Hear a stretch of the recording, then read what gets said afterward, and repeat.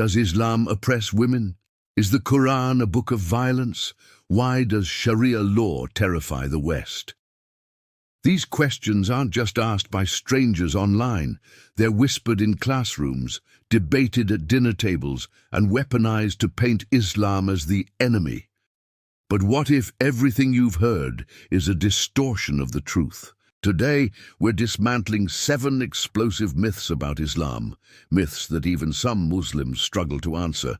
By the end of this video, you'll see the real Islam, the one buried beneath fear, politics, and centuries of misunderstanding. Question 1. Why does Islam oppress women? Let's start with the most loaded question. Does Islam really oppress women? Imagine a 7th century desert where baby girls were buried alive. Into that darkness came a man named Muhammad, who said, "Paradise lies at the feet of your mothers." He gave women the right to inherit, to divorce, to own property, rights Europe wouldn't grant for another 1,000 years. So why does the hijab become a symbol of oppression and not empowerment? Because a woman's body is either commodified by society or sanctified by her faith. Ask yourself, who truly oppresses women, the God who commands dignity, or the world that reduces her to a product? Question 2. Isn't the Quran violent? Next, the Quran. It's full of violence, they say. But let's flip the script. When the Quran says, "Slay them wherever you find them," did you know those verses were revealed during a defensive war? When Meccan pagans were slaughtering Muslims, burning their homes and starving their children.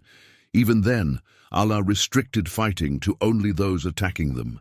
If they cease, then cease, the Quran commands. Compare that to the Bible's conquests or the genocide in Joshua. Why is Islam singled out? Because context is buried and soundbites go viral. The Quran's first word?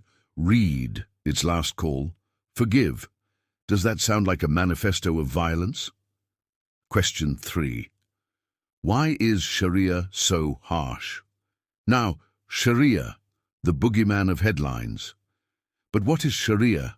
It's not a list of punishments. It's a way of life. Compassion, justice, and mercy. Yes, it includes penalties for crimes, but so does every legal system. The difference? Under Sharia, stealing is punishable only if society fails to feed the poor first. The Prophet said, even a prostitute was forgiven for giving water to a dying dog. Where's the harshness in that? The truth. Sharia terrifies systems built on greed. It asks, what if laws prioritize the oppressed over the powerful? That's a threat to empires, not to humanity. Question 4. Why did the Prophet marry a child? This one's a landmine. Critics scream, Aisha was only 9, but let's step into 7th century Arabia. Life expectancy was 30. Girls were married at puberty. Rome did it. Vikings did it. The Bible's Mary was likely 12. Aisha's marriage was about tribal alliances, not perversion. She became a scholar, a warrior, a teacher of 20,000 plus hadiths. The same people clutching pearls over her age ignore the 11-year-old sold on Instagram today.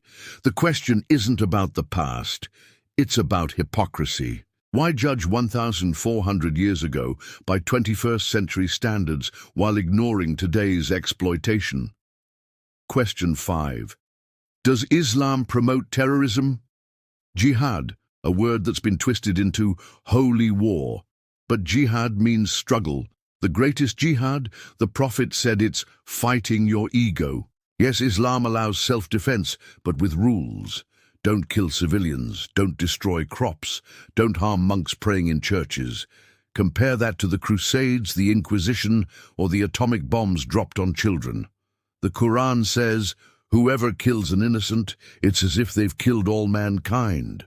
So why do extremists exist? For the same reason the KKK exists, hatred wearing religion as a mask. Don't blame the faith for the sins of its impostors. Question 6. Why can't Muslims leave Islam? Apostasy is punishable by death.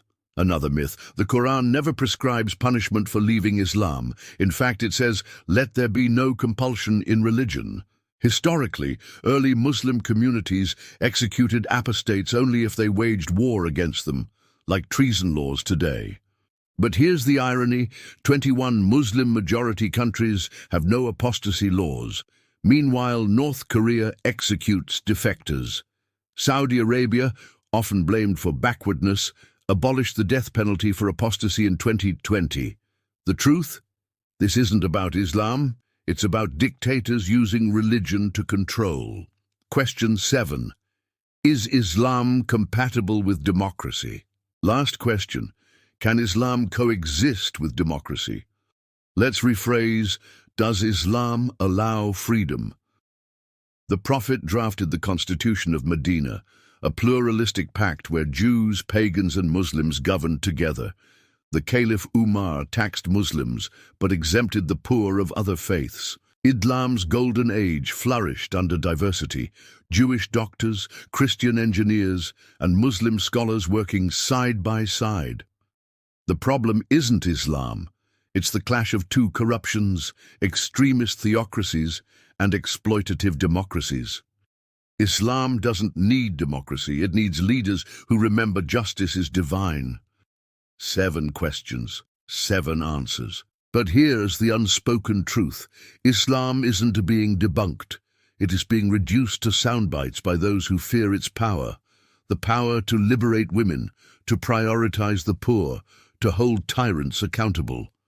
So next time someone asks, "Is Islam the problem?" ask them back, "Or is Islam the solution we're too scared to admit?" If this video shifted your perspective, share it, because truth doesn't fear questions, it thrives on them. Assalamu alaikum.